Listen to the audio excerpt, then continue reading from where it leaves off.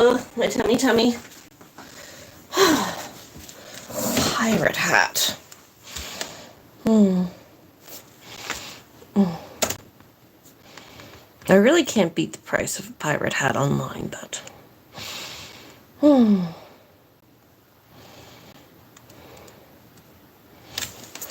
Well, I'll make 2, and that'll be some decoration for the shop. If they sell, they sell. If not, that's fine.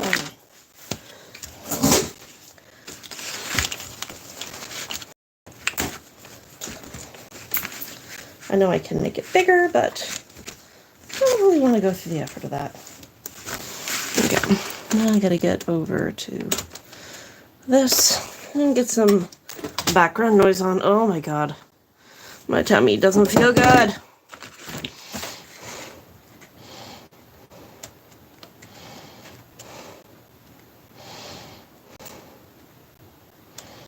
Yeah, I tried to put the title of this live stream, colonoscopy suck, but, whatchamacallit, TikTok would not allow that.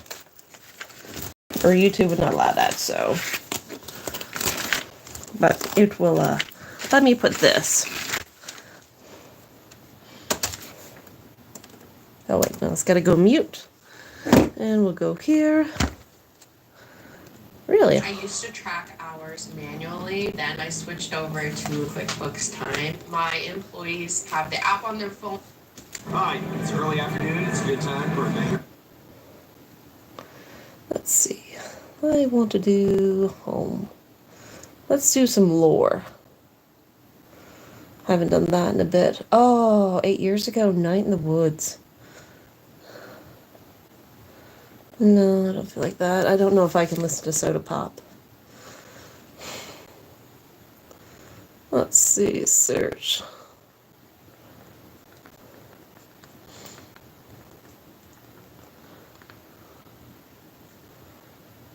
Let's see. Style theory. Let's try that one. Haven't done in a bit. What the heck is...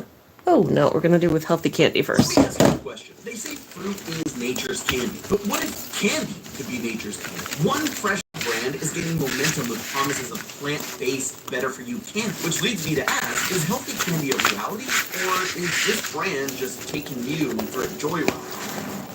Hello, Internet. Welcome to Food Theory, the show that's absolutely no junk, except in the trunk. And speaking of junk, I've been traveling a lot lately. For work, for fun, for running away from the authorities, typical things, right? But flying means I don't necessarily eat the best stuff. I get whatever's hanging up in the overpriced store in whatever airport I'm in, because eating a Biscoff cookie for a 5-hour flight is like torture for me. This is usually meant a mixture of Nerds, Skittles, Snickers, Doritos, and Mints, because after all that, I need them. But lately, there's a new curly-headed sensation that's changed my go-to airport snack. Ryan Trahan, the king of reviewing one-star reviews, has invaded Candyland with his new candy product, Joyride. And business is booming. In just under a year, Joyride has catapulted itself to become the #2 selling sugary candy in all of Target, falling just short of Nerds and beating out the likes of Starburst, Skittles, Sour Patch Kids, I don't want to break and all this the other too candies much. that start with S. That's not only successful for a YouTuber product, my guy has become some sort of Gen Z Willy Wonka, winning the hearts and stomachs of customers everywhere, myself included. I'm telling you, the strawberry That's it. I'm getting violent. version of Twizzlers are ridiculously addicting, and my personal favorite. His sour strips are a close second, but come on, Ryan, make them not all stick together in the bag. But the impressive sales aren't the only thing that sets Joyride apart from the rest of the candy industry. This candy is different. No fake colors or junk ingredients. No junk ingredients. Fake colors and junk ingredients. There we go. Fake anything. No fake colors, no junk ingredients. That's right. There. Joyride It's some isn't pirate like hat. all those other candy brands it left in its wake. It's got no fake colors, no junk ingredients, and as their website puts it, they're made with less sugar, no GMOs, and are apparently entirely plant-based. What does that even mean? Can I plant a little Joyride in the ground and grow myself a sour watermelon wedge patch? And combine that with all the other claims, is Hello, Joyride Junks. trying How to are make you? healthy candy? I've seen the unhealthy thing but healthy shtick before, and it doesn't always work out so well. And hey, on this channel, we aren't a bunch of airheads. We're nerds. I'm nerds. I hated that joke.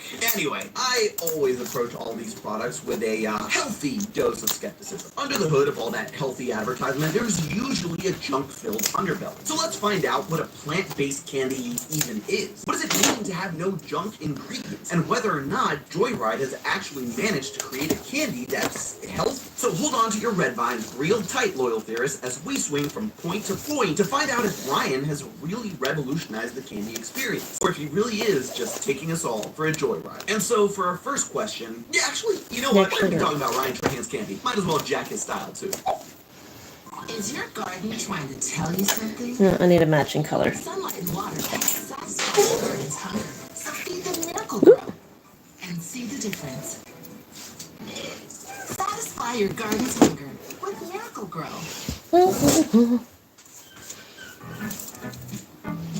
Much better. So, the first thing that caught my attention when I bought my first pack of Joyride was right there on the front of the package. Plant-based candy. And my first question was, what does that even mean? Well, the Plant-Based Foods Association, a very real thing, apparently, seems like the right group to ask. According to them, a plant-based food means that the food in question is 100% free of animal ingredients. That means that all the ingredients must come from whole grains, nuts, veggies, fruits, or even fungi and algae. Basically, no meat. But wait, if Joyride is plant-based, does that mean that other candies contain meat? Oh god, is that what Swedish fish are made of? No, of course other candies don't actually have meat in them, probably. But what many of them do have is ingredients that come from animals. Obviously, ingredients from animals can include things like milk and eggs, as you might expect, but there are some other ingredients found in most candies that you'd be surprised are not animal-free. Broadly speaking, most candies have three main types of ingredients: sweeteners and flavorings, textures, and colors. And you'd be surprised how many of these other ingredients are not plant-based and manage to gummy worm their way into our favorite treat. Starting with sweeteners, many of the tastiest sweeteners are, in fact, plant-based. High fructose corn syrup, one of the most common sweeteners, is made from,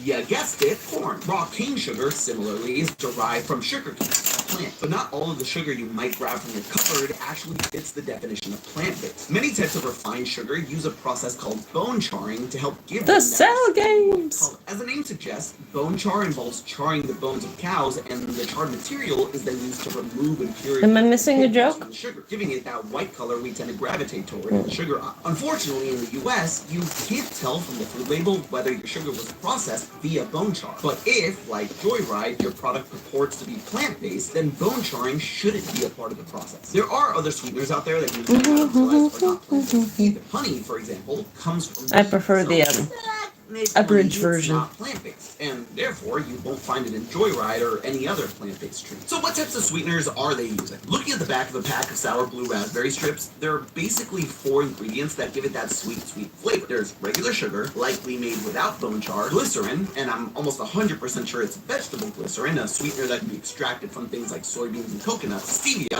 a 0-calorie sweetener that comes from the stevia plant, and the biggest sweetener found in the candies, allulose. Allulose is a natural sweetener found in things like figs, raisins, and maple syrup. So check, all plant-based sweeteners. On to our next type of candy ingredient, texturizers. The stuff that gives candy its texture. Come on, that one was obvious. Texturizers give candy its shape, consistency, and mouthfeel. And there's one big ingredient that's found in many of our candies and desserts that a lot of you may not have known wasn't plant-based, and that's gelatin. That's right, the ooey gooey stuff we find in our jellos, marshmallows, and gummy bears comes from animals. Specifically, it's made by extracting collagen from the bones, cartilage, and skin of various animals, including cows, pigs, and fish. And so, if you're Joyride and you don't want to do that, you need an alternative. Introducing agar. That's right, the jelly you might find in your local scientist petri dish is not only a solid alternative to gelatin, but it's made from seaweed and not boiling animal bones. And so, it's time for our final type of ingredient, colorings. Now, we did a whole episode Come on, you all about bastard. artificial There we go. colorings, so I don't want to go into too much depth about this here, but there are some natural colorings that candy companies can use, such as carmine,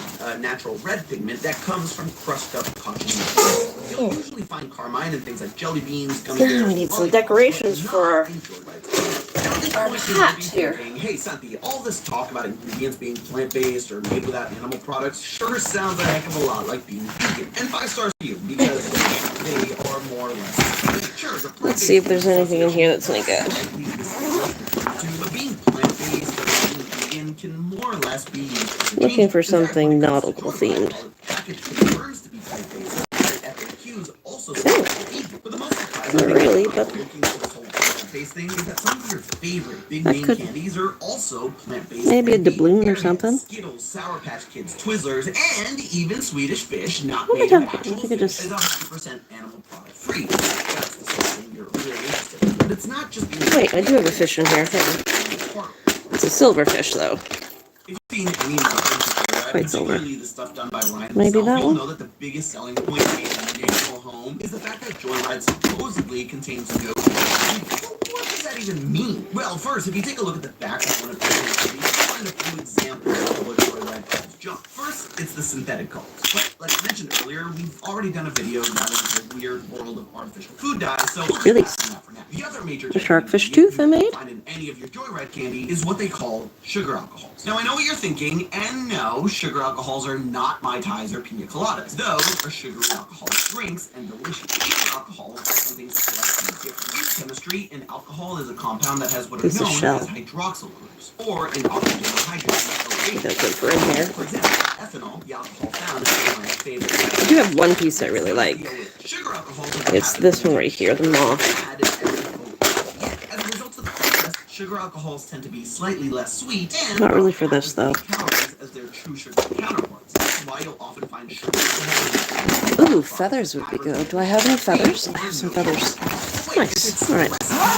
Not as sweet as regular sugar, Joyride competing. Well, there have been some research that suggests sugar alcohols aren't so sweet after all. The downsides of sugar alcohols are mainly found in your tongue time. Consuming high amounts of sugar alcohol can lead to abdominal pain, diarrhea, and loose stools. Blech. This is mainly caused by the fact that sugar alcohols tend to be digested more slowly, meaning more gas production by gut bacteria and more water in the intestines, causing those symptoms. There had also been some early but concerning research into the potential long-term effects of some of these sugar alcohols. For example, research into xylitol and erythritol have shown a link between them and increased cardiovascular risks, like heart attacks and stroke. So would I say that sugar alcohols are all junk? That's probably a bit too far from the But there is something interesting about Joyride candy as sugar alcohol.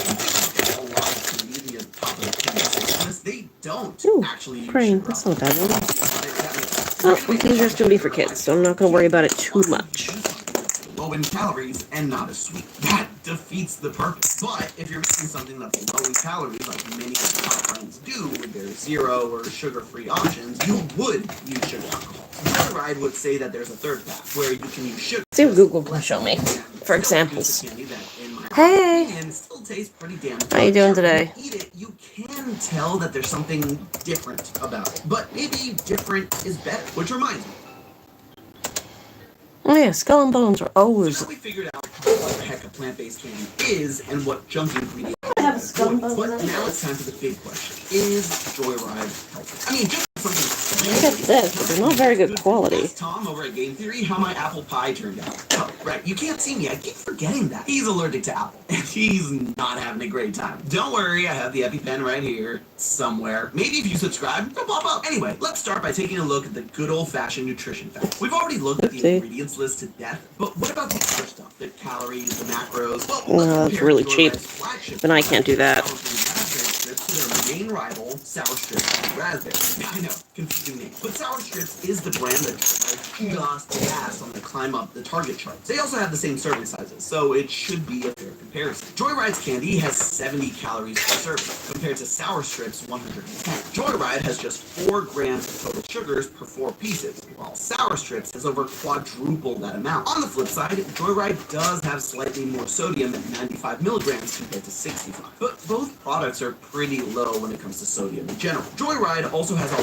whopping 8 grams of dietary fiber per serving. Not only is that 29% of your daily serving of fiber in just 4 strips, that's more fiber than you'll find in some products that market themselves as having fiber. Looking at you, Poppy. That being said, with all that fiber, I, and Joyride itself, wouldn't recommend scarfing down bags like there's no tomorrow. Unless you like your poops coming out like fully formed Tootsie Rolls. So what's the rule? Has Joyride finally done it? Have they created the world's first candy that's healthy? Of course not. I mean, it's still... It doesn't matter if it's plant-based or junk ingredient free, it's still not good for you. But here's the thing, and why I actually want to give Joyride, Ryan, and their mascot Jerry their flowers. They never claim to be healthy. Unlike so many other products, especially content creator products that claim to be the best, some sort of cure-all for all those things other products don't do for you, Joyride's pretty much saying, hey, no candy is good. But if you're going to indulge and have candy, ours is slightly better. It's honestly a breath of fresh air in the marketing world where everything is so heightened. There's a reason why it's selling so well and why people are gravitating towards it. The candy doesn't I don't know promise what to half of these transform your things are. They were body. gifted to me when she Instead, moved, it's a so. product that's just being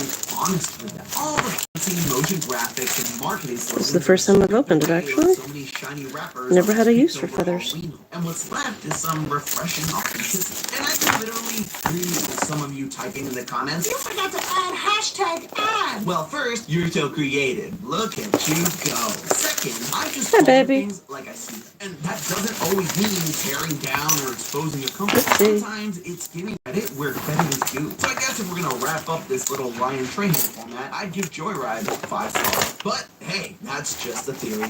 Food theory. Ah! Oops. And hey, did you know that Lucky the Leprechaun has lore? That's right. Click the link on the screen now. And as always, I'll see you next week. That over there.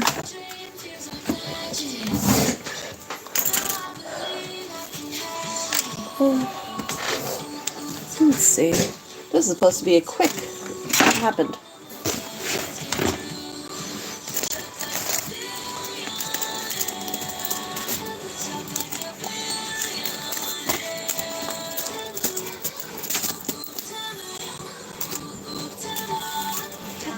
Hi there.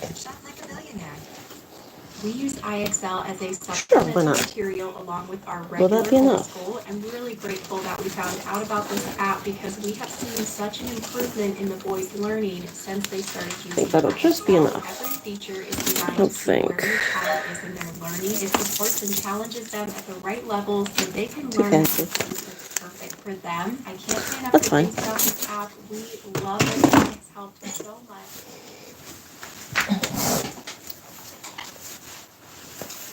Pants up. Hello, Internet. Welcome to Food Theory. Perfect. Look, I'm already replaced. Hey, so I am joined on the couch today for a very special. I'm good. I had a colonoscopy today, so I feel like shit. That's probably more information than you wanted from me today, but you got it. Ugh. Crap is the worst. What's the longest of flavor? So as you might already be able to tell, today's episode was a bit of a special request. You see, well, I love my son Ollie. I didn't have time today, so I didn't get sedated for it. I just kind of sucked it up and took the pain. Gravity Falls. Uncomfortable, but survivable. Understand that Mommy and Daddy ran a food experiment channel. He presented us with a very important question for his 5-year-old brain. Which gum has flavor that's gonna last the longest? He's been asking for this episode for the better part of the last year, and with me and my final stretch of videos, now felt like the perfect time to tackle it. So today, we're gonna kick some butt and chew bubblegum. There's no actual butts to kick, so we're just doing the bubblegum thing. So, Ollie, do you have any hypotheses about which one is gonna last the longest? I think it's kind of like a hard decision. I don't really know. Is there one that you're most excited to try? I think I'm most excited to try the Zika. I'm sorry that you're gonna be disappointed by that one. Turns out he was not. As for the rest of us, yeah, it wasn't our favorite. Oh my god.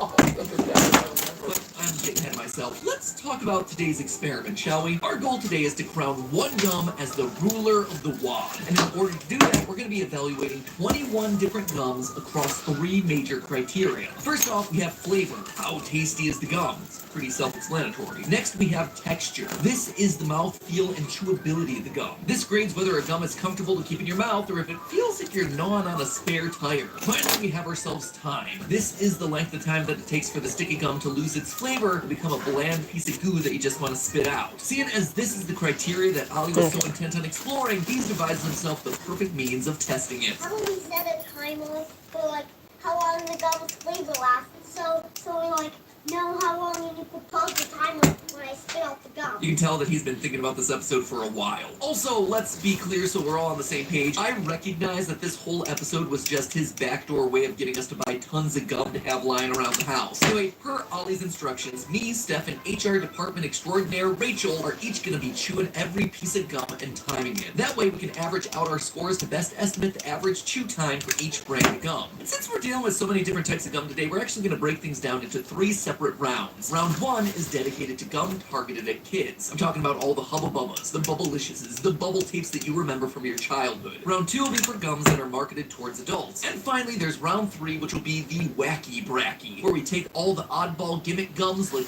green apple flavored gummy paste or gum cigarettes, and they're all gonna duke it out for their shot at the title. Once we've tallied up all the scores for each gum division, the top 3 gums will head to the final round, where they'll be judged by none other than Ollie himself. Which one will earn the coveted Ollie seal of approval, and which one will have their bubble burst? Today, it's certainly a mystery that'll give us plenty to chew on. Round number 1, kid flavors. Our 7 contestants for round 1 represent the gold standard for childhood chewing, ranging from double bubble gumballs to bog standard Bubblicious to the tooth-breaking bazooka and the iconic bubble tape. A staple of childhood. That being said, though, don't you dare be one of those people that I see circulating online who, like, pop it out of the bubble tape dispenser and bite into it. That can't be real. Terrorized. It is. Yeah. It's people provoking the internet just to provoke the The internet. flavors. If you're that person, Stop. stop. Just stop it. Who hurt you?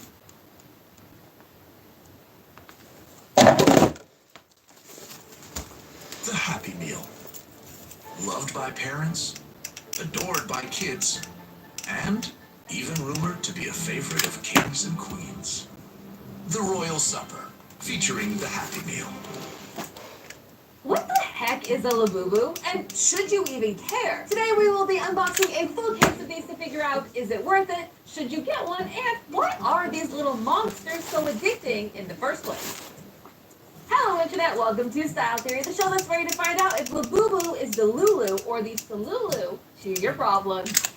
I hated all of that. Okay. But for those of you who haven't come across the Labubu fever, let me rewind it back a little bit to get you caught up. This is a Labubu. First, find out what's inside this box is. For each evidence point that we uncover, we are going to unbox one of these little creatures. And as a bonus, there's even one that is Style Theory Blue. But I have a surprise for you. I'm not keeping these. In fact, I'm going to give them away to you Style Theorists. Because you deserve a gift for being so freaking amazing. All you have to do for a chance to win is hit that subscribe button and fill out the Google form in the description below to enter. And look, we can even win a special secret option. So why not stick around to see what we get and learn why Labubu is so cray-cray. But before we unbox our furry friends to find out if Labubu is more than just a fad or destined to fade away, we need to find out how we ended up in Labubu mania in the first place. While Labubu may be at the top of the trend charts right now, it actually got its start way back in 2015. Remember how in the intro I called them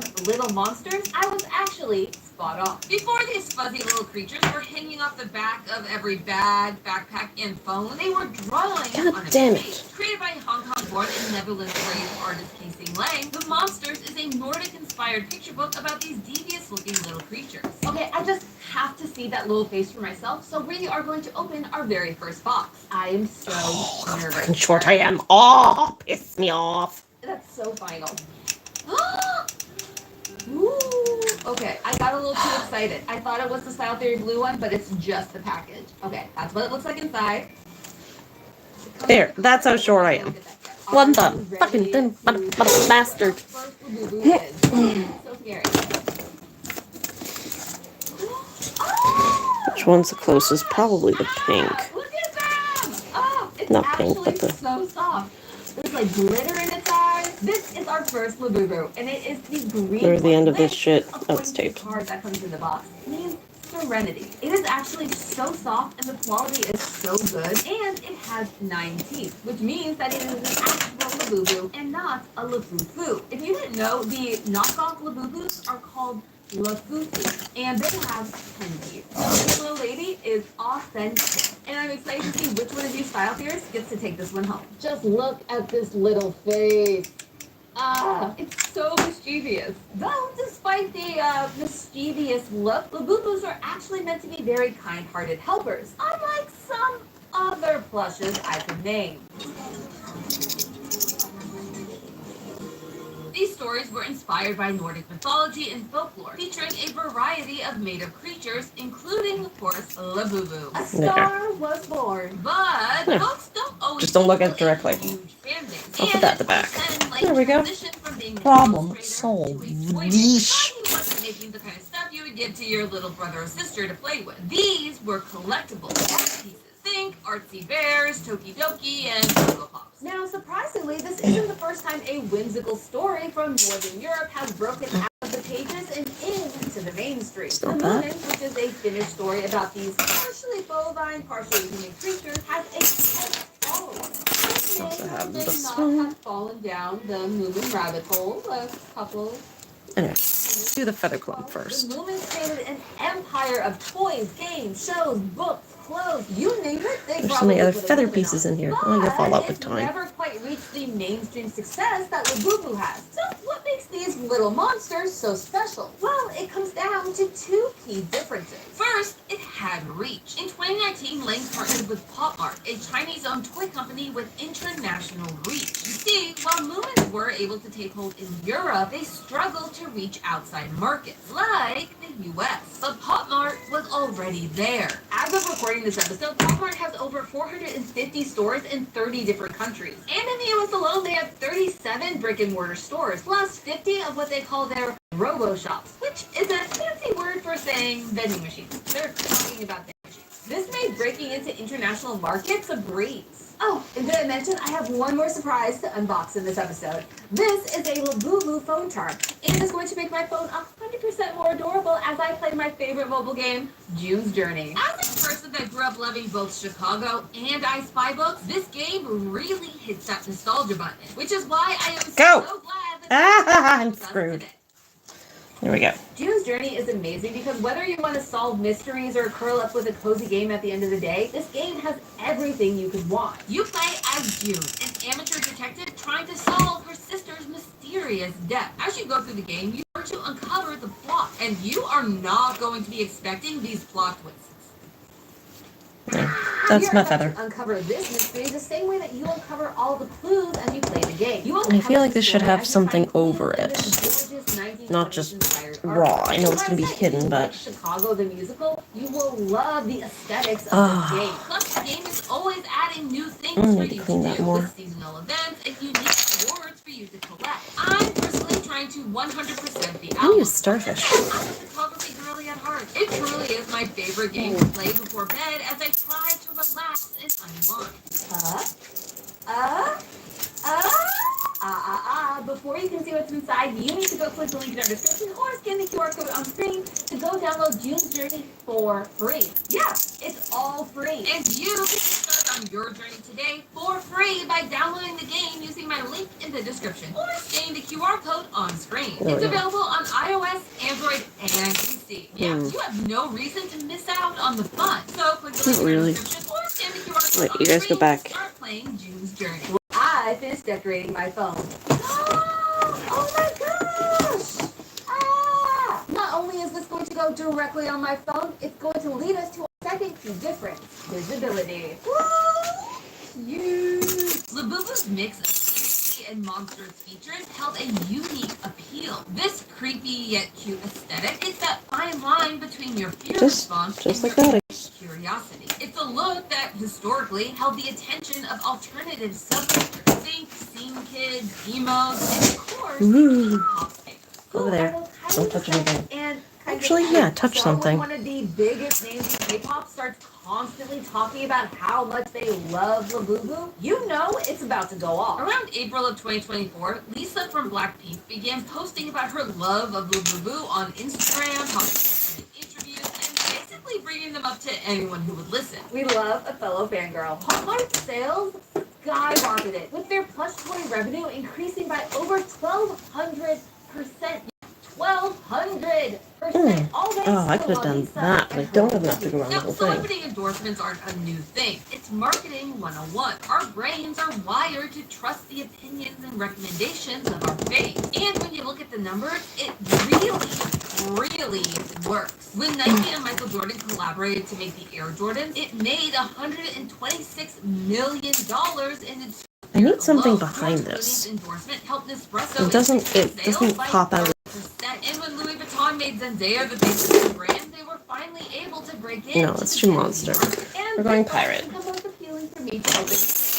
I'm so excited. All right, ready?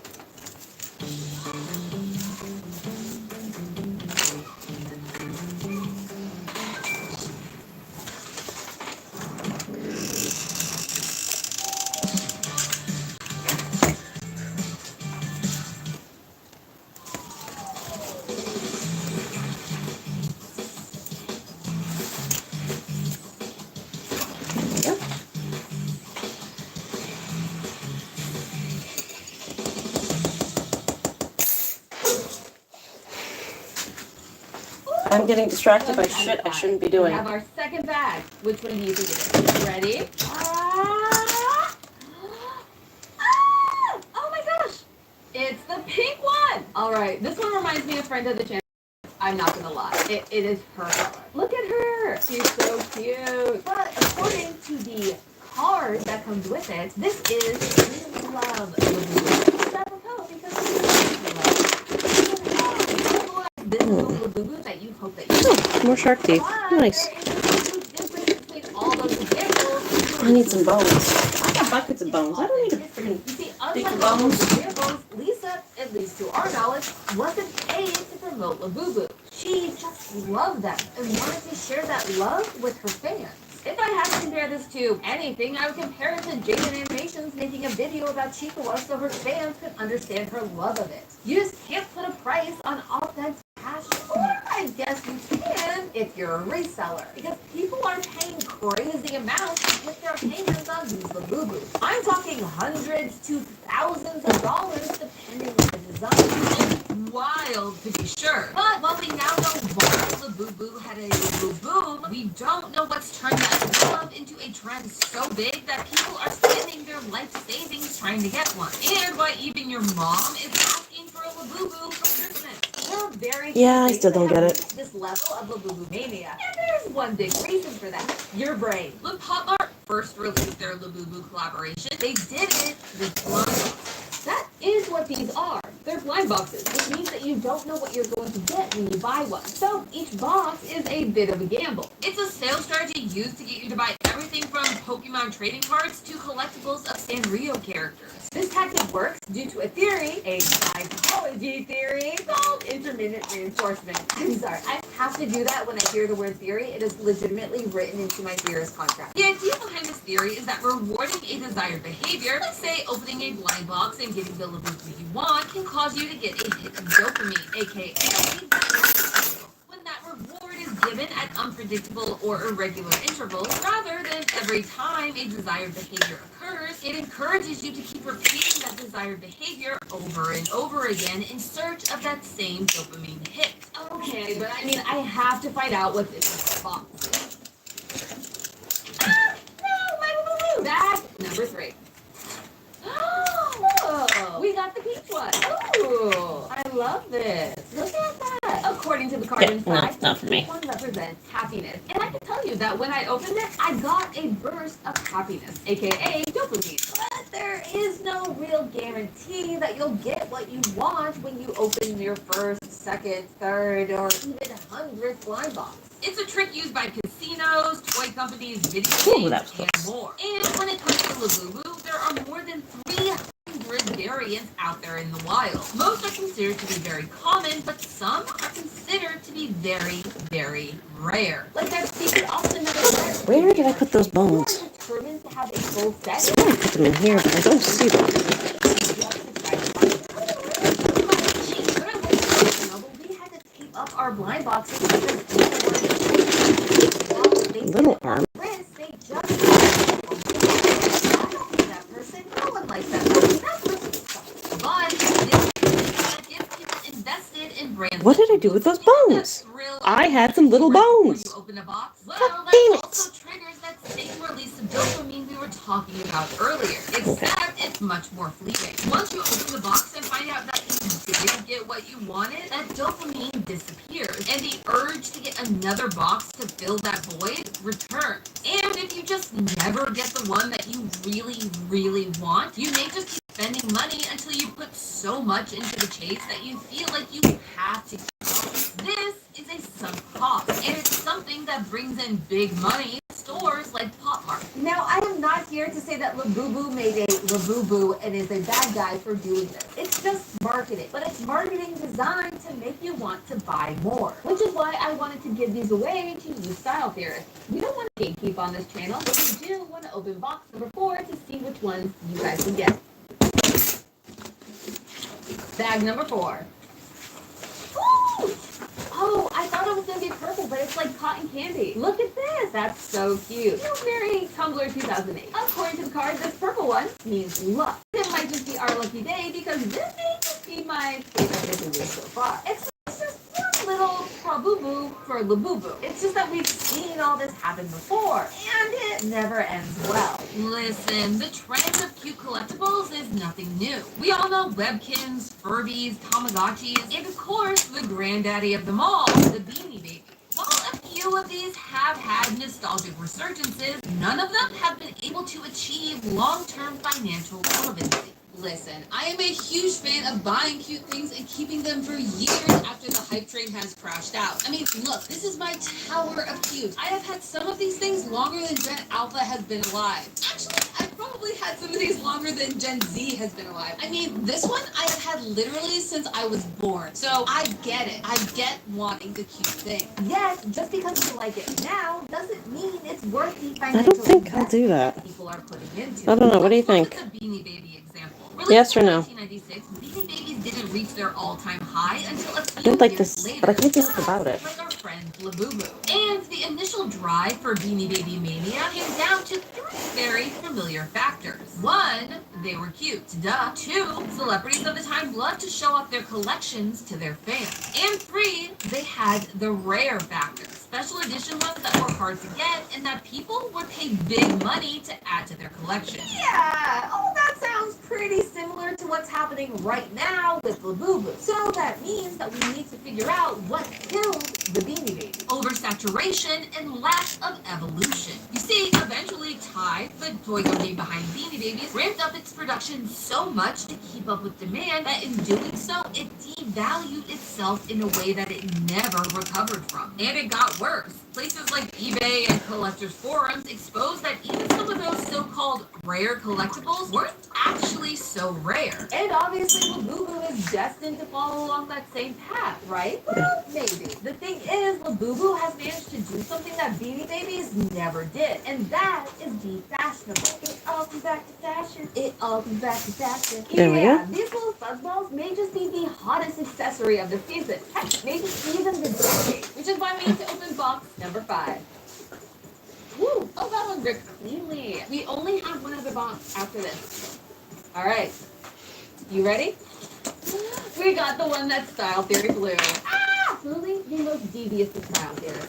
And that's a hard competition to win. And it turns out that our little blue friend is the Hope Labubu, which I think is pretty fitting because I have a lot of hope for the future of this channel, the future of this community, and of course, the future of fashion. Not only has Labubu made its way down the runway of Milan Fashion Week, it's now taking over the closets of your best friends. Remember how we talked about Lalisa and her Labubu obsession? Well, one of the key places she featured her love of Labubu is on her bags, just like other style icons like Rihanna and Dua Lipa. Labubu hit the jackpot when it came to not just trends, but timing. At the same time as they were appearing on Lalisa's bag terms were having a huge resurgence in pop culture. One of the staples of Gen Z style is self-expression. And what better way to show off your individuality than adding decorations to your bag that represent different parts of your personality. Whether you dabble in cottagecore, love an anime moment, or just like to keep it simple, there's a Labubu available to match your aesthetic. There's really only one other brand that has managed to do the same thing and stay on trend for decades.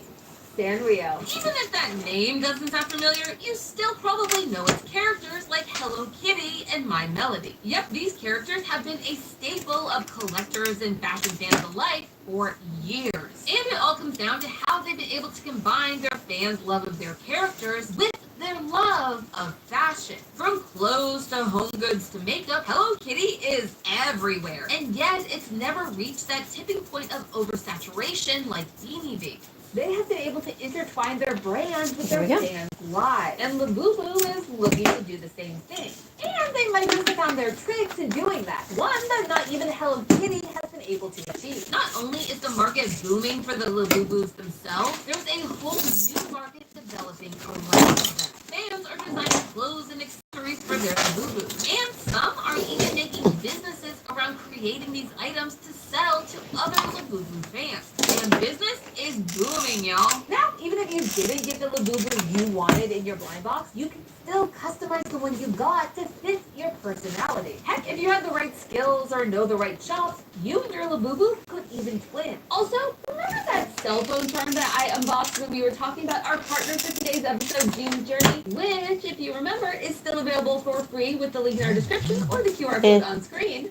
Not a perfect cross, but that's okay. One of those cell phone charms alongside our Labubus. Some kid's gonna love it. Final Labubu to open. What's it gonna be?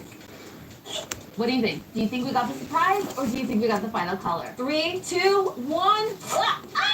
Okay, we got the pink and peach Labubu. This is actually so cute. Its nose and its tooth is yellow. Oh, I like it. Oh, that's so cute. And this little peach and pink Labubu means loyalty, which is something that you all have been bringing to the Style Theory channel since the start. So I am so happy to be able to give some of you the gift of Labubu by entering our gift. There we go. One pirate hat. Not too bad. Play their cards right, Labubu might just be the next Hello Kitty. I mean, it's already on its way. With the rumors of a possible TV show or movie on the horizon, this could just be the start of Labubu's epic journey. And the start of your next favorite fashion. But hey, that's just a theory. A style theory to keep you sharp. Up next on Style Theory. Etsy is dead. Yep. Our employees mean a That's lot fine. to us, so it's very important that we pay them on time every week. But QuickBooks Payroll makes it so easy that we take less than 30 minutes to pay 20 employees. There we go. Very helpful. I could use that sunflower again, I guess. I just saw something I wanted to try and use, and I don't know where it is. There it is. I don't know if I have enough. I don't think I got enough. Yeah. If I can get it out.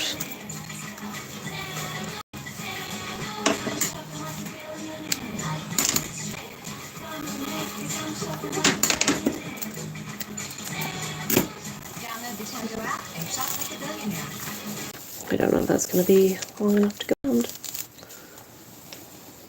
pretty damaged too.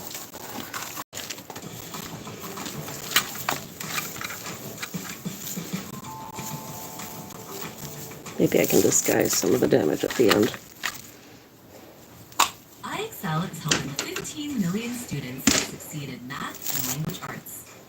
On iExcel, your child can stay on track or get ahead by practicing with fun, interactive Nice. quizzes. Whether they learn best, Oh shit. Stop pulling. video tutorials, or games, iExcel is here to guide There we go. That with over 75 I don't think I have enough. Oh. you can trust that you're choosing the best educational Ooh. technology.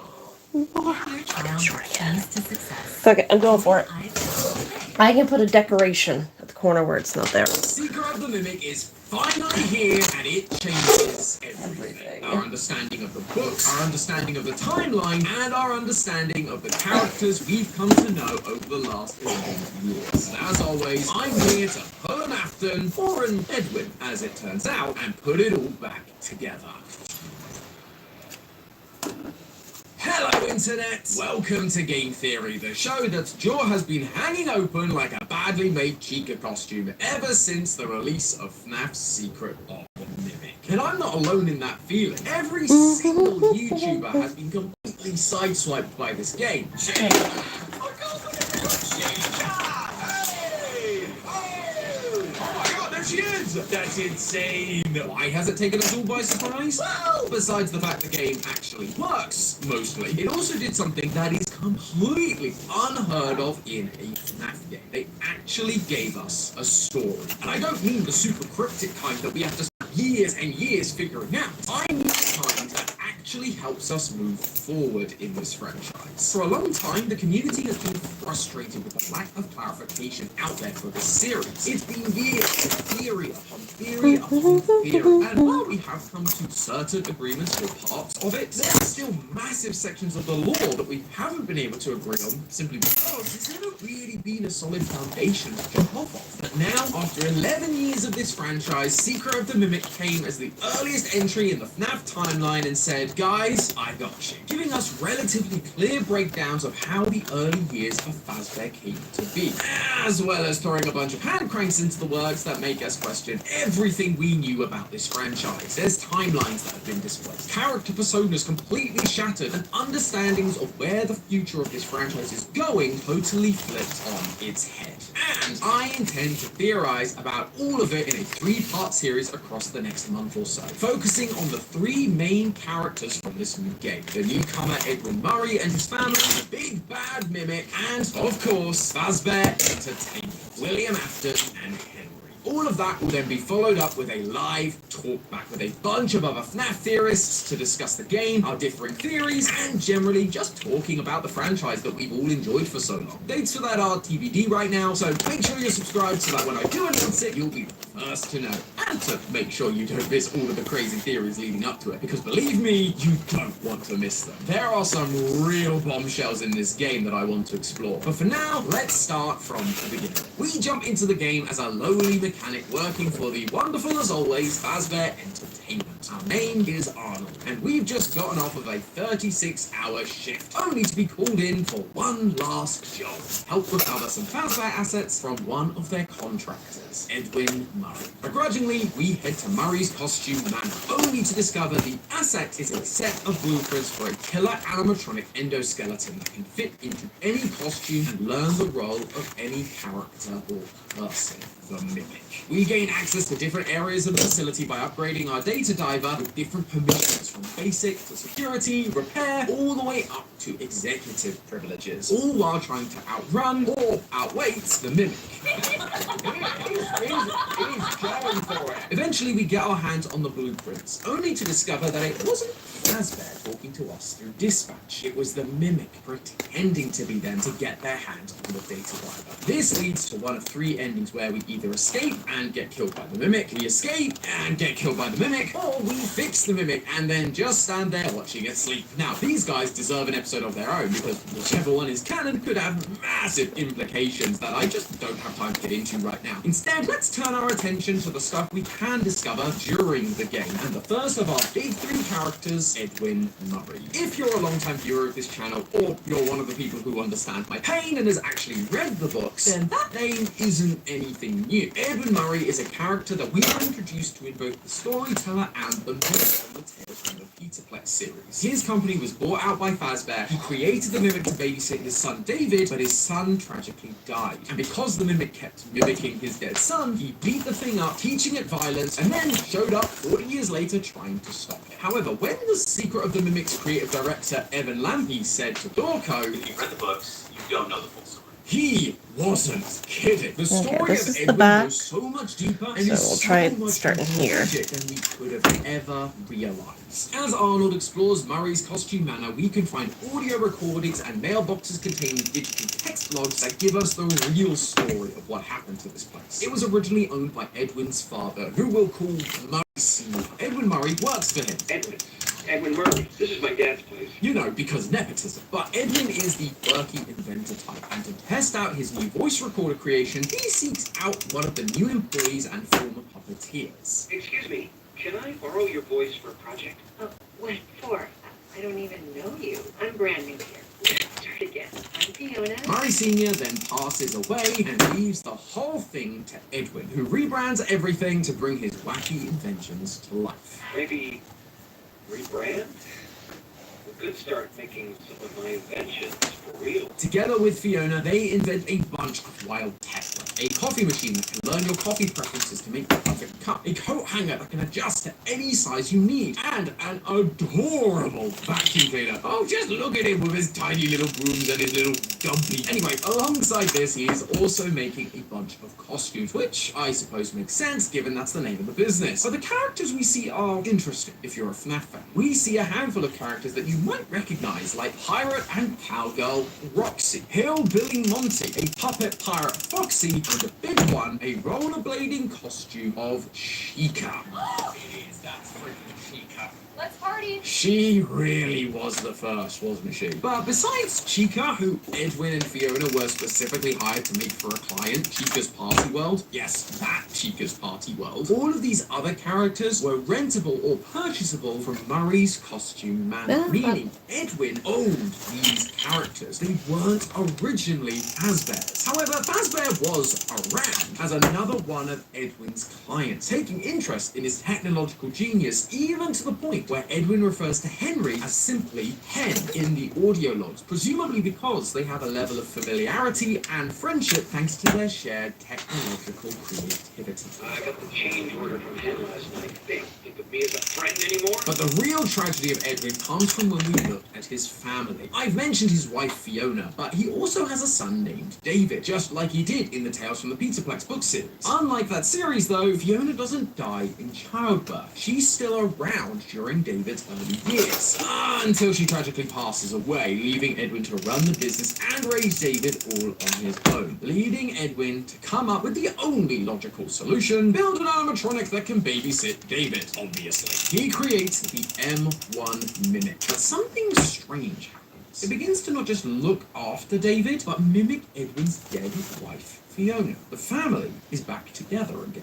Until it's not. One day, David dies outside the facility, leaving Edwin completely devastated. At the same time, the business is completely crumbling around him. But M1 Fiona has a solution. Make another one of her. Edwin.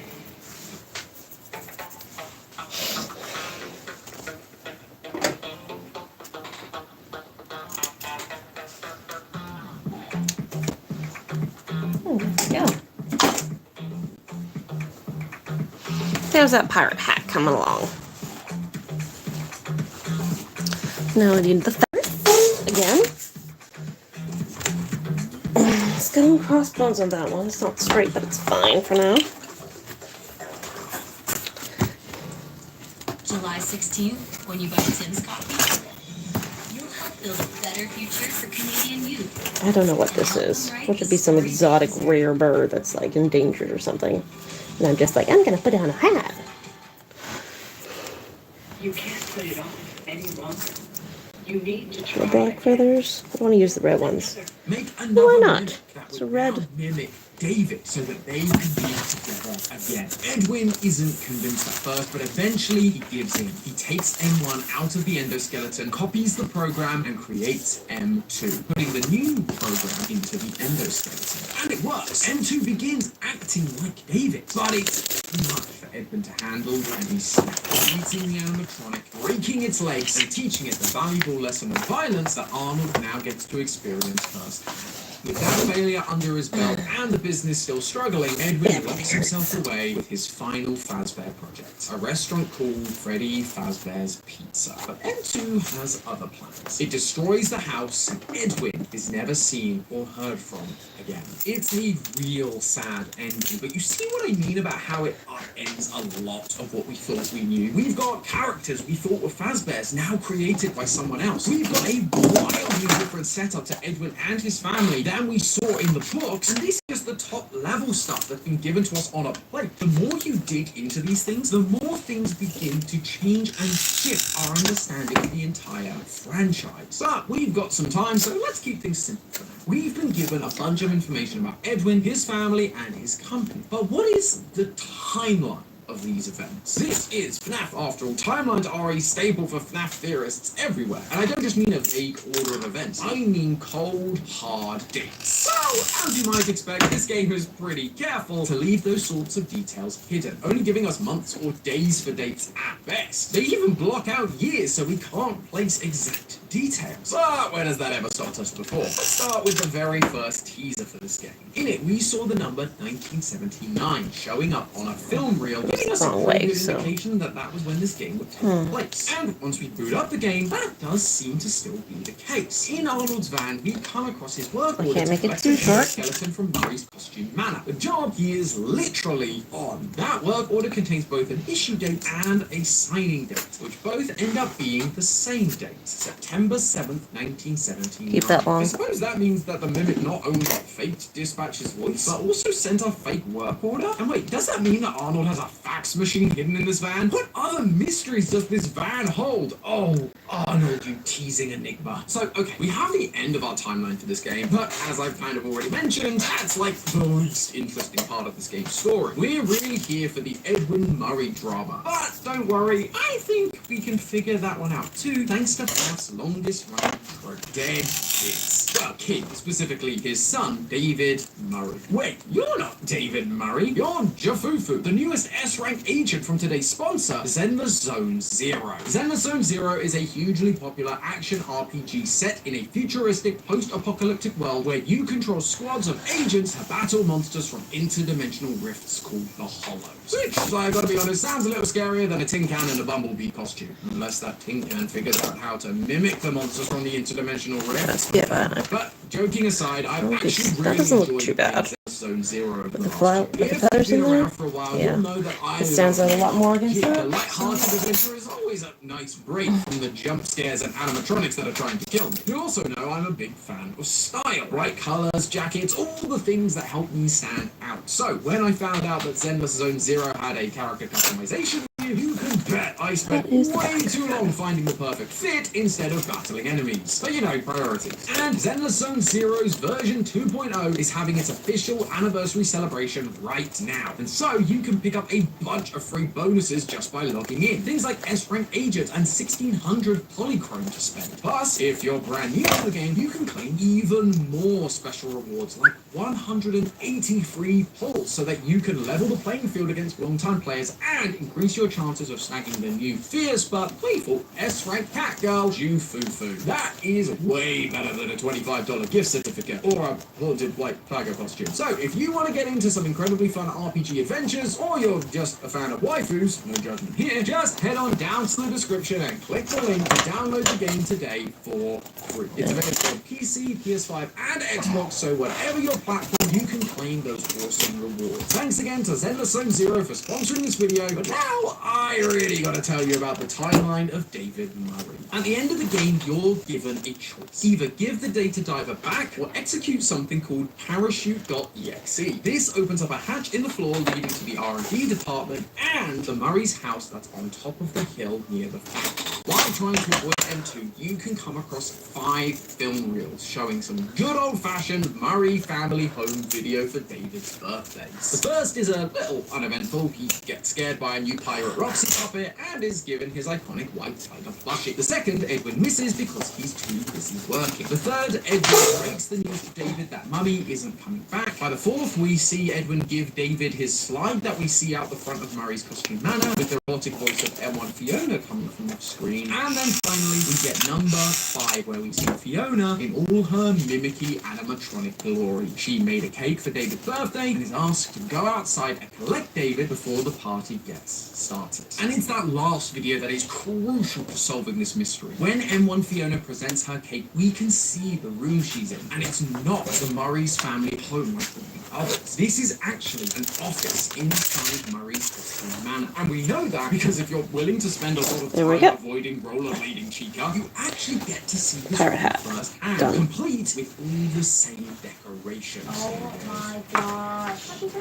The place looks abandoned. The food has been there a while, now all molded over. And we find out why thanks to the text log we have to collect to figure out the password for this room. On December 1st, Edwin sent out work memo telling the workers that they need to be here on Saturday for David's party. Then there's a bunch of more light-hearted, jokey messages between the other employees about the room code, but on the 6th, the tone shifts. A message tells everyone that the party has been cancelled due to recent tragic events. With the state of the room, the notices we find about not bringing children to work, and the fact that the playground Edwin refers to must be the play park he got David for one of his birthdays, the one near the loading bay, the one he was warned would be too dangerous to have a kid near. Look, I do, but they're also grounded. This is the perfect spot for David to play. It all adds up to this being the day that David died. On Saturday, December 6th, everyone was there, gathered together just like Edwin had asked, only for M1 to go down to find David and report him dead. Okay, everyone hide. Fiona, go get it. Saturday was the day of the party, and that cancellation message was sent out the same day. December 6th was only on a Saturday once in the 1970s. 1975. Now, given we have 5 film reels, you'd assume that would make this David's 5th birthday, and so his date of birth would be December 6th, 1970. However, I'm not entirely sure that's the case. Firstly, the achievement you get for entering David's party room is called Belated Birthday, and the icon is of a birthday cake with not 5 candles, but 6. And I think we all know that when you're a kid, the number of candles on your cake matters big time. Yep, just like content creators, we all like seeing number go up. There's also the matter of the collectibles scattered throughout MCF. By gathering them all, you can boot up a minigame on the computers known as moon.exe. This thing is full of interesting details and symbolism that we will 100% be exploring in the future, but the detail that's interesting right now is the collectible called All Fest Snow Globe. When you find it again inside moon.exe, you can give it a shake, and we're given this description. Opening day snow globe. A wonderful day with all of us at Full Fest. It's worth noting that right behind this snow globe is a statue of a married couple. The man wears a bow tie, which is something we see associated with Edwin throughout the game. I mean, just the guy's logo. He loves bow ties. That's cool. This couple is supposed to be Edwin and Fiona, and so this line about Fall Fest is tied to them. But the use of the word all here is telling. If it was just supposed to be Edwin and Fiona, it would have just said both of us or the two of us. But all implies a group, i.e. David is also present. Thanks to Help Wanted 2, the earliest Fall Fest we know about happened in 1970. So for this to be a big opening day, to the point where Fazbear creates a special snow globe, it's likely that it's that year being referenced, 1970. And if Scott cares at all about giving this series any kind of logical consistency, Fall Fest would likely have to happen in the autumn. Fine, fall. With David's birthday being established as December 6th, it would be physically impossible for him to also be here on the opening day of Fall Fest in 1970, because he wouldn't have been born for another couple of months. So he'd have to have been born at least a year earlier, making him at minimum 6. But then why only show us 5 videos? What happened to the missing birthday? Well, we already know that Edwin is too busy to focus on his kid, hence he made the mimic in the first place. Would it be out of the realm of possibility that he was so busy he didn't even celebrate one of his kids' birthdays? The game certainly seems to think so, because inside the Storytime showroom you can find David's little den with all of his drawings on the wall, and one of them depicts a birthday with David surrounded not by family but by characters, and he has a cake with 4 candles on it. Up until now, David's parties have always been at his house, surrounded by family, not by characters. We never see a video of him having a birthday surrounded by characters, which implies that this is a birthday not caught on camera. Edwin missed his son's 4th birthday. He was so busy trying to save the company and possibly even building M1 that he got his staff to dress up as characters and look after him instead. Then, a year later, David gets his big slide, and suddenly M1 Fiona exists to take care of David. This puts David's 6th birthday in 1975, therefore his date of birth is actually December 6th, 1969. Nice. From here we can actually extrapolate a few other dates and start to put things into a rough timeline. We never get exact ages for Edwin and Fiona, but we do know that David was their first and only child. In the late 60s and early 70s, the average age of first-time parents was 21.4 years old. And looking at marriages in the late 1960s, the average man was 23, while the average woman was about 20 when they got married. If Fiona is following these averages, that would mean they pretty much had David just over a year after getting married, putting their wedding wedding in 1968. On top of that, the average length of an engagement for a couple in the 1960s was around just 3 to 6 months, with the ideal scenario being a full engagement with a spring or summer wedding, and most would only have been dating for 6 months prior to that. So Fiona and Edwin most likely would have gotten engaged in the fall of one of the audio logs we find throughout the facility is a voice recording left by Fiona to Edwin explaining that she needs to go to one of their clients' events to make sure nothing goes wrong. I have to go help the fall fest. I just have this terrible feeling like I need to be the... Experience Pureology sulfate-free hair care. 100% vegan. Clean formula. No parabens or mineral oil. Up to 75 uses per bottle. Pureology, made to feel. Tim's News Appreciation with seasoned steak and double smoked bacon. Built to satisfy.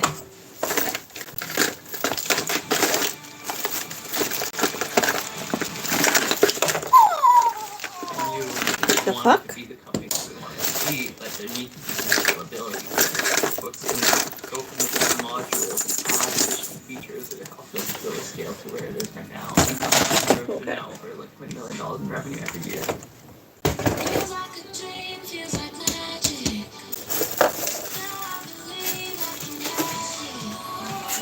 Alright, I need to find the super glue.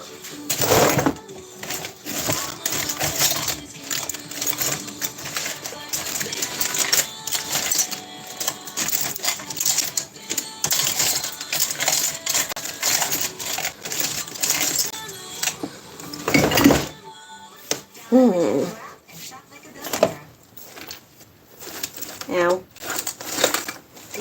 Nothing goes wrong.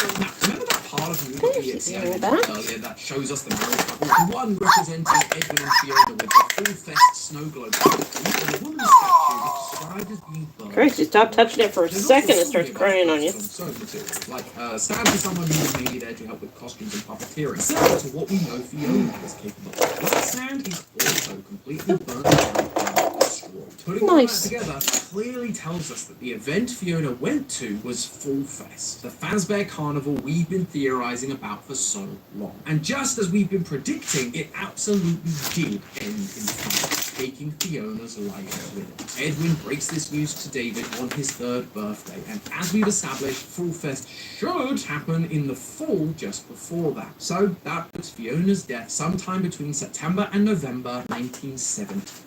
So, right now, our timeline looks like this. Edwin and Fiona start dating in early 1967. They then get engaged in the fall of that year, which I now am just realizing might explain why they're in wedding outfits in Moon.exe. They're next to the Fall Fest snow globe. It's the same time of year, almost as if they're going to Fall Fest like some kind of anniversary celebration. Anyway, they get married in 1968 and have David in 1969. A few years passed, and in the fall of 1972, Fiona goes to Fall Fest and dies in a fire. Edwin then creates the myth over the next couple of years. But on the day of David's 6th birthday in 1975, David dies outside the facility. Edwin falls into a pit of despair. He tries to bring back David, but then Tom becomes angry, beats her up, and disappears, leaving M2 to roam the facility and Fazbear to work impatient with Edwin's lack of deliverables, so they send in Arnold to take what is theirs in September 1979.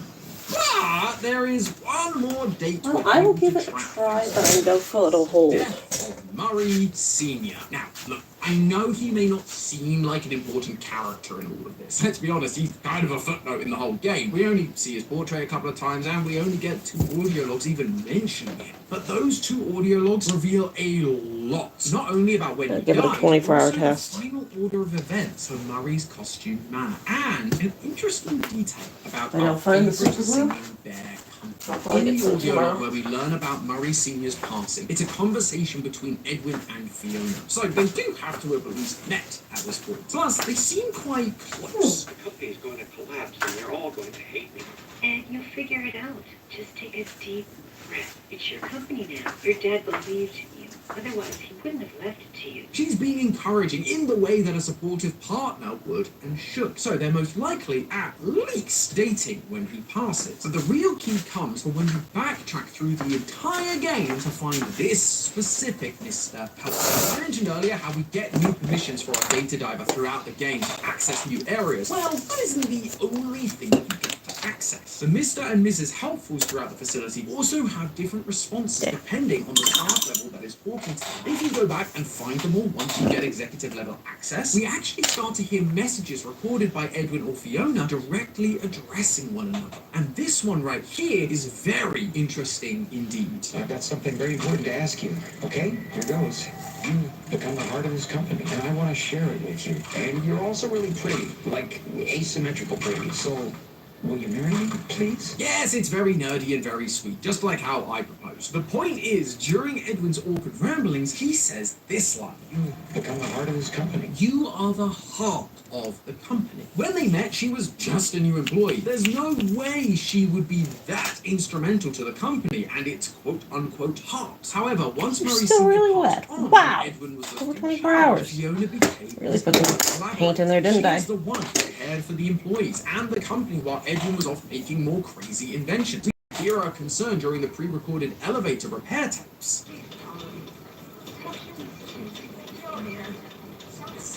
It feels like she's reading a script and she's kind of concerned about what she's reading. It's only once Edwin takes over that Fiona has the opportunity to fill the position as the heart of the company. And also, I mean, this recording is on a helpful. One of the things that Edwin would only have been able to install fully once he'd taken over. Could start making some of my inventions for real. All of that to say that Murray Sr. goes sometime between Edwin and Fiona dating and them getting engaged. Thank you for the thumbs up. Sometime in 1967. And that's an important detail because while it seems early in most timelines for this franchise, Murray Sr. appears to have some kind of connection with Fazbear Entertainment, even before he passes and hands the company over to Edwin. In a number of the audio logs you can find later on in the game, it becomes very clear that Edwin is getting a little bit paranoid. Edwin, never forget. Don't never tell them they want to destroy you. That was right. Now, you may be asking, who is this them, and what is it he's not supposed to be telling them? Well, through another couple of audio and text logs, both of those answers become quite easy to figure out. In literally the next audio log you can obtain, Edwin tells us that there's a leak in the company. I figured it out. Yeah. A leak. Someone told them about M2, but they can't have it. M2, the brand new mimic that can adjust to any costume and mimic any character or person, is what's being leaked. And with that in mind, the they becomes even easier to figure out. A bunch of the text. I swear, if I hear that song one more time, I'm going to tear that dolly off her hinges. I have no clue how much longer I can take it. Some of them leave on their own accord, while others are being poached by a rival company. We're almost there. Alright.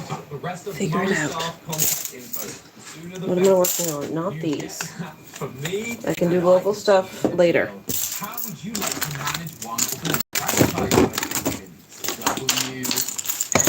That's right, good old Willie A is here, evil a businessman as we always thought. Fazbear is actively stealing not just employees, but their business secrets. So it's Fazbear that's quote, they are the ones who destroy Edwin, and he is reminding himself to not let them. This is really cute. I don't want to waste Do it. you remember the last thing he said? That was right. That was right. This mini paranoid speech is all about how Fazbear isn't to be trusted. And those words of advice came from Edwin's father. How? Because clearly Murray Sr. knew about Fazbear, Afton, all of their shady business practices. Either because Murray Sr. was already in business with them prior to his death, or simply figure because this out MCM first. had been around for a while, and so he'd have likely seen how they operated and how small businesses they were working with suddenly disappeared. And so he made sure to warn his son about them. We all knew that Fazbear had been around a lot longer than we thought with the introduction of the 1970s Fall Fest poster in Half-Life 2. But now it seems that they go back even further. Sure, it's only a few more years on paper, but just like everything in this game, we're being shown that we can't strictly rely on what we think we know as definitive. If we thought this prequel destroyed our understanding of the franchise, just wait until we learn about what was going on before all of this. First, it's a few more years into the 1960s, but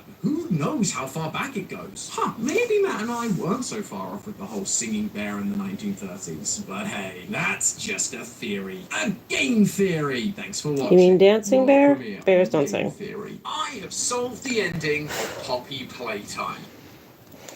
IXL is helping 15 million students succeed in math and language arts.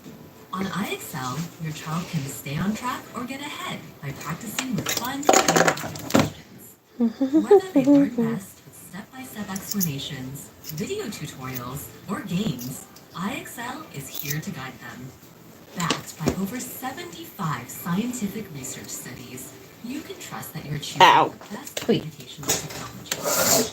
Hand your child the keys to success. Join IXL today. Shake and win millions of prizes with the AliExpress $1 challenge.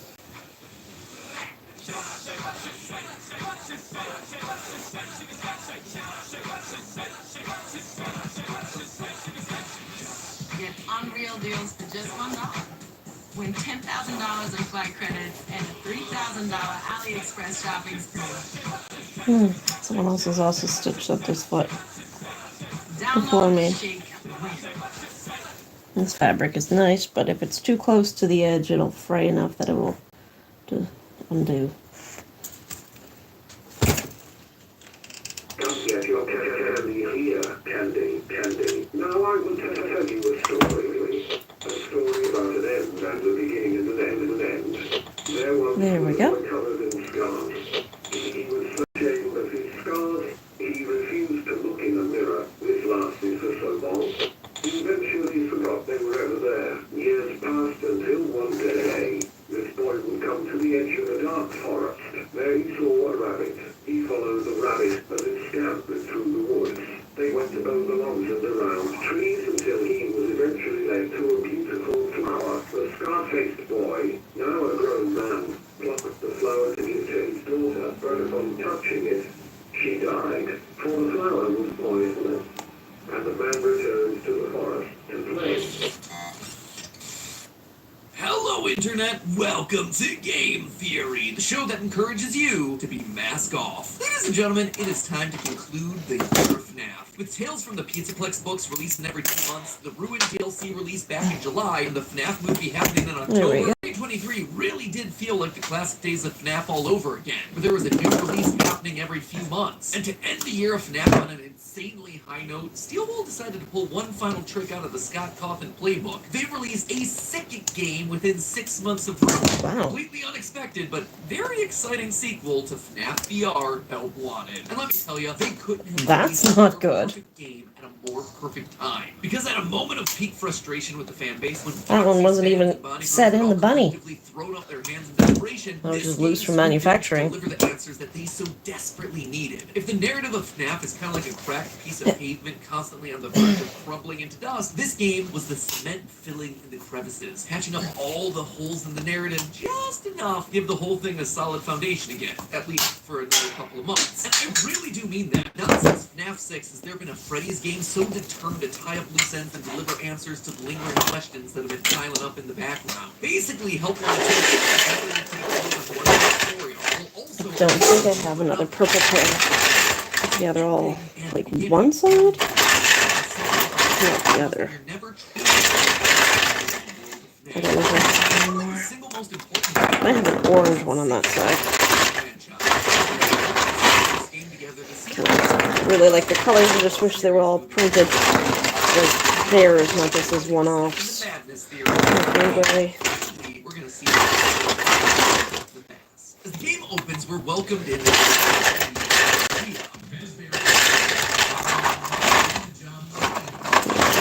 The same.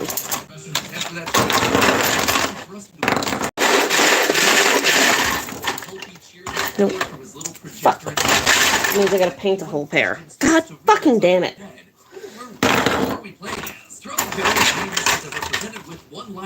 And of course they're beige. Of course they're beige.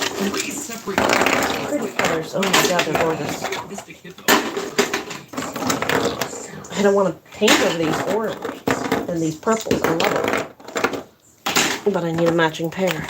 Considering everyone keeps asking us, we really have ourselves an answer ready for. Release me! Get a solid idea of who we might be plenty of explicit clues that are specific to the game. First and foremost, we know that we're a Faz technician. Midway through the game, you unlock a Faz wrench that allows you to access a secret back area of the pizzeria. In that back room, there's a glowing tower that should look familiar to anyone who played through the Ruin DLC earlier this year, an inhibitor. Back in that game, these devices stop you from being able to remove your AR-enabled Vanny mask. But that's silly. Why would that matter here? It's not like we're wearing a mask. Or are we? Sure enough, deactivating the tower allows you to reach up and remove the AR mask that's been stuck to your face since you first booted up the game. Suddenly, you see that this entire time you've been inside of a derelict pizzeria, worn down, decayed. And this isn't just any ruined pizzeria, it's the FNAF 6 location, complete with a recharge station and a Freddy spaghetti hole front and center. Not only is this just a fantastic mid-game twist that completely recontextualizes everything that you thought you knew about this game world, but it also helps confirm who we are and why we're down here. You see, us having a Vanny mask, it's weird, right? Like, who are we? Why would we have something like this in our possession? Well, it has to do with our job. In Ruin, Helpy tells us that these AR masks were worn to help technicians navigate through the destroyed Pizzaplex. Now, when I first saw that in the game, I was convinced that it was a trick just to get us to wear the mask and teach us the mechanics of this new game. But here we are in Help Wanted 2 in a destroyed Pizzaplex wearing a Vanny mask. And right there on the wall is a poster telling staff members to make sure they remove the mask at the end of the day. It proves that what Helpy was saying, at least in this moment, wasn't a trick. The mask is in fact a real tool that's used by Fazbear technicians, for as strange of a concept as that is. So we're a technician for the rest. Sure, but that's not the only thing we know. Our next clue comes in the form of the Faz wrench. Midway through the game, you unlock this tool which allows you access to the back area of the pizzeria. Upon unlocking it, Mystic Hippo Carney Booth says that the key is familiar to us. Look at Mr. Gumball!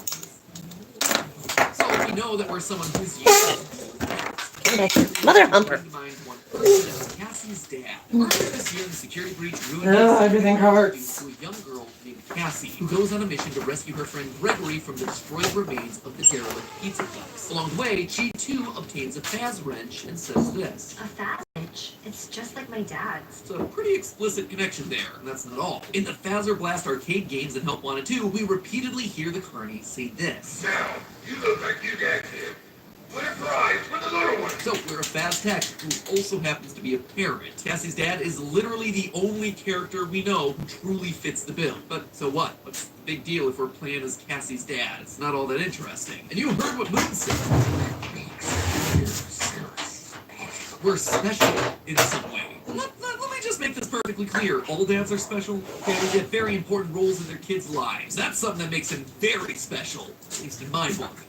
But obviously we're talking about FNAF. The joys of parental responsibility, not what these characters are referring to. In a theory that I posted a couple months ago, I proposed that Cassie's dad wasn't just any technician. Instead, he was none other than the Bonnie Bro from FNAF 4. You know, the kid that wears the Bonnie mask who helps Michael torture his crying brother to death. We know from Ruin's item descriptions that Cassie's dad's favorite character was Bonnie. In that game, we were also able to collect both an old-school Foxy and Bonnie mask, which was an odd detail when you consider that there were no other OG animatronic masks present like Freddy or Chica, that seem to be referencing the masks that both Michael Afton and Bonnie Bro were wearing on that fateful day in 1983. Those details, coupled with a few other things, led us to the whole Bonnie Bro conclusion, but now that the full game's out, it certainly seems definitive that our theory was right. You see, towards the end of Help Wanted 2, we're given the chance to light fires next to the gravestones of some very familiar missing children. Light them in a specific order, and you unlock a secret chest. A chest that contains none other than that old Bonnie mask. When you collect it and see the text, this looks familiar.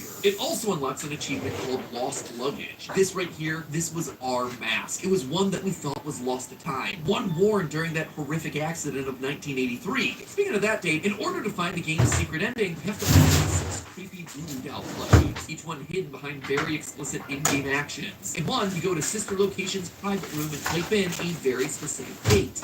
You guess what it is? Okay, 1983. And that year just multiple minigames take place during fall, the rest of this which guy. in the previous VR games DLC was specifically called out as being in 1983 Through as the Bonnie teeth. Bro tried to repress. It's not just me speculating. We know that Bonnie Bro has been actively trying to avoid these memories based on Eyeballs, Mystic Hippo asking us this. heads, fangs, horns, teeth, but not the teeth that look like that. Ah, here they are.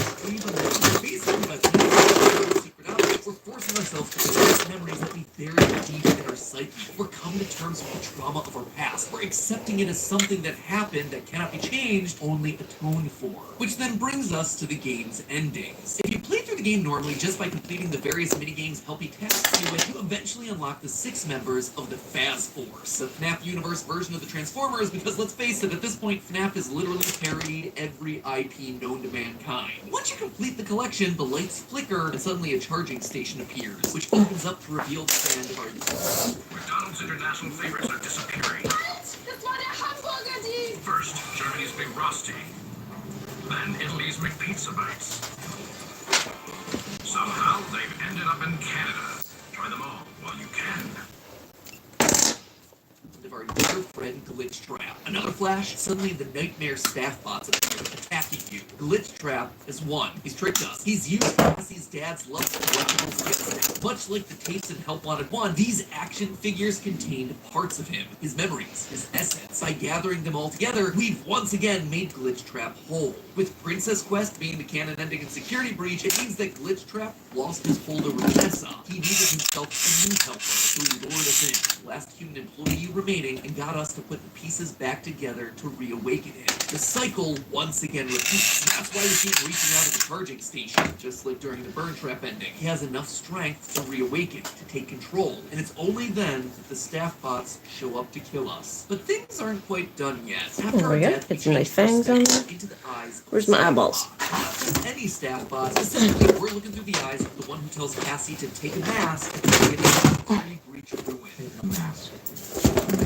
Seem like we've been absorbed into the system. Our consciousness is now part of this map bot. We're inside of it, forced to execute its commands. In the ultimate of ironies, Grabbing anything purple or pink until I think I got a magical hair. that we now give our daughter as map bots. This is then what results in her getting that occipital There we go. implant. This is how Helpy gets into her mind, and this is eventually how the mimic gets free. To me, by not accepting our past, by ignoring and repressing the scars of our past actions, by not unlocking all those memory plushies, we've passed our mistakes forward. In the process, we managed to doom our own daughter. Bonnie Bro didn't just ruin the life of one child, he wound up ruining 2. Our actions have, in short, single-handedly prompted the events of ruin. But hold on, I just kind of glossed over a big detail there. We're attacked by a bunch of corrupted staff bots, and then suddenly we're in MapBot? Wow, it's kind of a big leap there, you know? Well, at first, I thought that we were just scanned into the system. The Mimic AI scanned our brains while we were wearing the fanny mask, and boom, we're now stuck as part of the AI program running the whole Pizzaplex. But looking closer at the details, I think there's actually another explanation here. When you look at the MapBot through the fanny mask in Ruin, it looks different from the other staff bots that you encounter in the game. It looks more organic. You can actually see what appears to be a brain stuffed inside of his head. Compare that to how every other staff bot looks under that same AR lens. It's completely different. Why would that be, though? Well, it would appear as though our brain, or at the very least our organic matter, was stuffed inside of these robotic suits. It's part of what's powering this particular bot. But again, I ask, why? This seems to be such a random detail. Until you remember what a computer brain would be learning from studying Afton's behavior. Afton studied victims into Just need the fangs, suits. or the horns. Did during the missing children's incident. It's what we see Glitch Trap doing at the end of Help Wanted 1, and apparently it's what he did to Bonnie Bro. He stuffed him into MapBot here. For a while, there's been a lot of confusion about the true nature of Glitch Trap. Is it Iris, is it Afton, and Mimic AI? You do need a bow, I think. You're quite large. It's been left unclear. But now, I actually think this ending is trying to give us an answer. In the books, they make it explicitly clear that there are at least 2 mimics threatening the Pizzaplex. First, there's a physical mimic that's buried down in the basement that physically walks around and is able to kill people. Then there's the second version, a more general AI program that's eventually able to get installed from the entirety of the Pizzaplex and is able to control and corrupt all the animatronics that work there. Is this confusing? Yeah. Yes. Is it frustrating? Most definitely. But I also now see what they were going for with the storyline. Remember how an AI works? You train it by feeding it situational data, and the data that goes in directly influences how it's going to behave moving forward. There's even an example of this with the Endo Daycare minigame in Help Wanted 2. You're teaching an AI program how to behave. Good data going in gives you good behavior. Bad data going in gives you chaotic behavior. In the books, we see the basement AI being trained up with a simple code. Rip off all the arms and legs of things that look humanoid. And it does this over and over again in epilogue after epilogue to each and every one of our teenage protagonists. The data that the basement AI was trained up on was simple and it was non-specific, but like a good program, it did exactly what it was told. Ripped off all those limbs. Now compare that to the Pizzaplex AI. This was trained using a lot more data. It was told to copy the behavior of actual humans, and so it learned coded languages. It learned a wider series of gestures and behaviors. It learned how to play games,